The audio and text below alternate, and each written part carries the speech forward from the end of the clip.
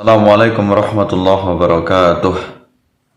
Alhamdulillahilladzi arsala rasulahu bil huda wa dinil haqq liyudhhirahu 'alad dini kullih wa kafa billahi syahida. Asyhadu an la ilaha illallah wahdahu la syarika lahu wa asyhadu anna Muhammadan abduhu wa rasuluh. Allahumma shalli ala sayyidina Muhammad wa ala ali sayyidina Muhammad. Para pemirsa yang kami muliakan, teman-teman semuanya, sahabat semuanya dimanapun Anda berada, mudah-mudahan Anda semuanya selalu dalam lindungan Allah Subhanahu wa Ta'ala.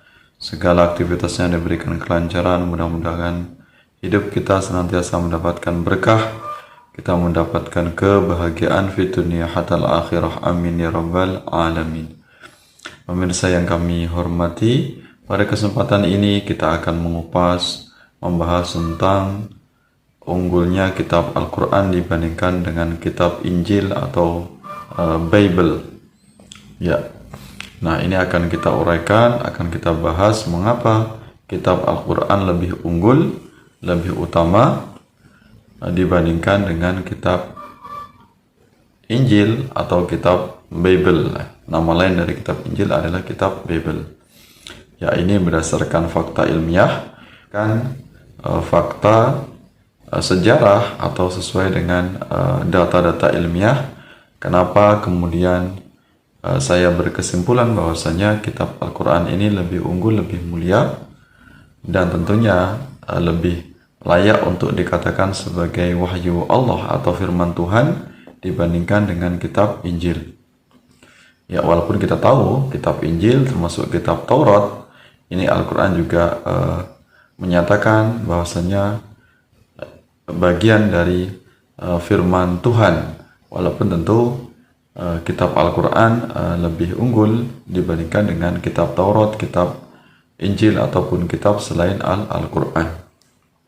Nah, ini apa saja yang bisa menjadi alasan atau sebagai fakta kenyataan bahwasanya kitab Al-Quran lebih unggul dibandingkan dengan kitab Injil. Poin yang pertama, bahwasanya kitab Al-Quran ini dari segi misinya, Al-Quran ini bersifat universal, sedangkan kitab Injil ini bersifat lokal atau temporal. Ya, maksudnya bahwasanya kitab Al-Quran ini misinya adalah untuk seluruh manusia, ya, untuk seluruh alam semesta. Ya, jadi cakupannya ini Al-Quran lebih luas jangkauannya dibandingkan kitab Injil. Sedangkan kitab Injil ini hanya untuk yaitu kalangan Bani Israel. Ya, jadi misinya hanya terbatas untuk kaum Bani Israel dan di masa dahulu, bukan kemudian untuk seluruh manusia sebagaimana kitab Al-Quran. Nah, inilah yang menjadikan Al-Quran lebih unggul dibandingkan dengan kitab Injil. Jadi misi dakwah Nabi Muhammad SAW adalah untuk seluruh manusia, walaupun Al-Quran diturunkan di masa, yaitu konteks sejarahnya pada masyarakat Arab, ya, nabinya adalah orang Arab, kemudian Al-Quran diturunkan di negara Arab, di Jazirah Arabia. Pun misinya Al-Quran bukan hanya untuk orang Arab, ya, bukan hanya untuk masa kaum Quraisy di masa dahulu, tapi untuk seluruh manusia sampai akhir zaman, jadi sepanjang zaman. Jadi Al-Quran bersifat universal, yaitu untuk seluruh manusia yang tidak dibatasi oleh ruang dan waktu. Artinya Al-Quran senantiasa solihun likulli zaman wal makan, akan senantiasa relevan sepanjang zaman, setiap tempat dan dimanapun berada. Ya, tentunya misi Al-Quran adalah sampai hari kiamat.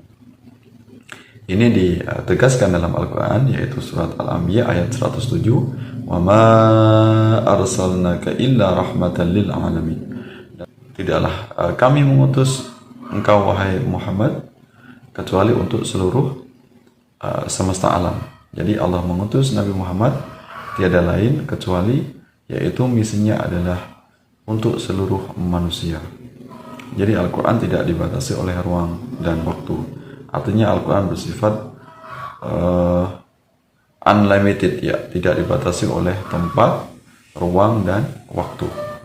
Yang ini berbeda dengan kitab Injil, hanya untuk masa tertentu, yaitu kaum tertentu, kaum Bani Israel di masa dahulu. Jadi setelah datangnya kitab Al-Quran, maka tentunya kitab Injil sudah tidak relevan lagi, sudah habis masa berlakunya, digantikan dengan kitab Al-Quran. Jadi Al-Quran ini menyempurnakan dari kitab Injil, kitab Taurat, dan kitab sebelum Al-Quran. Ini menyempurna, ya bukan berarti menyalahkan seluruh apa yang ada dalam kitab Injil, tapi menyempurnakan dari kitab Injil dan kitab sebelum diturunkannya Al-Quran. Yang kedua, kenapa kitab Al-Quran lebih unggul, lebih utama, dan lebih relevan dalam konteks zaman saat ini dibandingkan kitab Injil? Ya, kitab Al-Quran ini senantiasa dijaga oleh Allah Subhanahu wa Ta'ala. Jadi Al-Quran ini benar-benar wahyu Allah atau firman Tuhan yang memang Tuhan sendiri yang menjaganya. Artinya Al-Quran ini tidak akan pernah mengalami perubahan sejak awal diturunkan sampai akhir zaman, sampai saat ini. Sudah kurang lebih 1400 tahun yang lalu Al-Quran diturunkan, tapi sampai sekarang tidak pernah mengalami barang satu ayat pun ini mengalami distorsi atau perubahan, baik itu penambahan, pengurangan, ataupun manipulasi dari tangan-tangan manusia. Nah, jadi Al-Quran memang dijaga oleh Tuhan, oleh Allah Subhanahu wa Ta'ala. Jadi Allah sendiri yang akan menjaganya sampai hari kiamat, sampai hari kebangkitan. Nah, ini ditegaskan dalam Al-Quran dalam surat Al-Hijr misalnya ayat 9, Inna nahnu nazzalna dzikra wa inna lahu lahafidun. Sesungguhnya kamilah yang menurunkan al-zikr, yaitu kitab Al-Quran, wa inna lahu lahafidun, dan sesungguhnya kamilah yang menjaganya, ya memeliharanya, mensterilkan dari tangan-tangan jahil manusia. Jadi Al-Quran tidak akan pernah bisa dimanipulasi, tidak bisa ditambahi ataupun dikurangi ayatnya.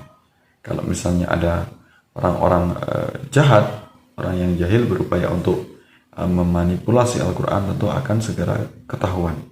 Nah, ini waktu yang tidak sebentar tentunya, 1400 tahun yang lalu, ya waktu yang sudah sangat lama sekali.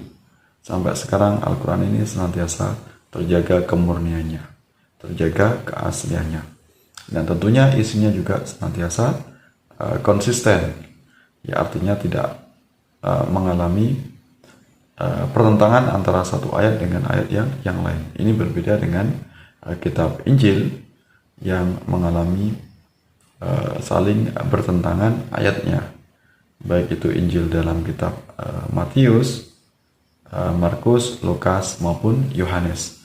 Ini saling kontradiksi antara data yang satu dengan data yang lain, ya, terutama yang mengungkapkan tentang fakta sejarah. Ini saling bertentangan.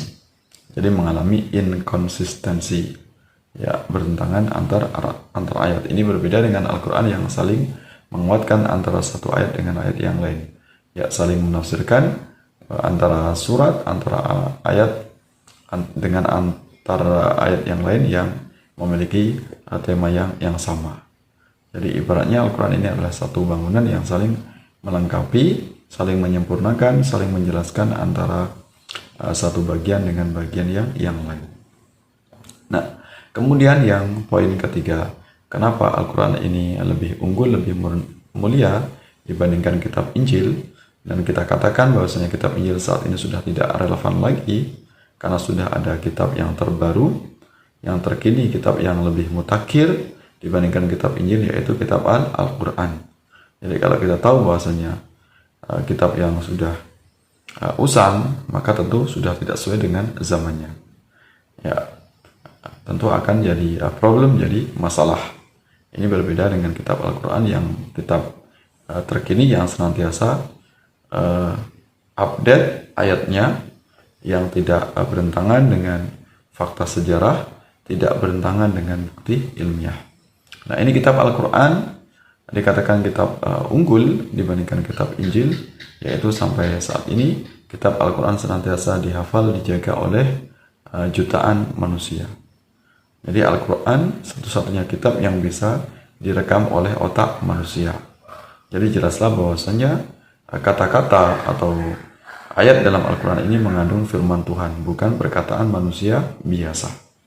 Ya, ada kurang lebih 6 ribuan ayat yang itu bisa direkam, bisa dihafalkan dalam otak manusia. Nah, ini sangat luar biasa. Bukti sebuah keajaiban, sebuah fakta bahwasanya kitab Al-Quran ini memang benar-benar wahyu Allah, firman Tuhan.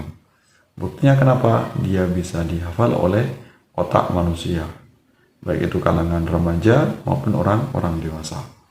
Ini berbeda dengan kitab Injil yang tentu tidak akan mungkin bisa dihafalkan. Ya, seluruh 4 Injil yang dibuat oleh tokoh, baik itu Injil Matius, Lukas, Markus maupun Yohanes, tidak ada satupun manusia yang bisa menghafalnya. Baik itu kitab Injil yang berbahasa Indonesia maupun berbahasa aslinya, ya, berbahasa Yunani kuno atau berbahasa Aram, ya, Aramaik, ya, tentu tidak ada satupun, baik itu seorang pendeta misalnya, yang mampu bisa menghafal seluruh ayat-ayat Injil. Nah, ini maka dengan adanya proses menghafal Al-Quran sepanjang zaman, setiap waktu, setiap menit, setiap detik, maka tentu itu bagian dari proses penjagaan Al-Quran dari tangan-tangan jahil.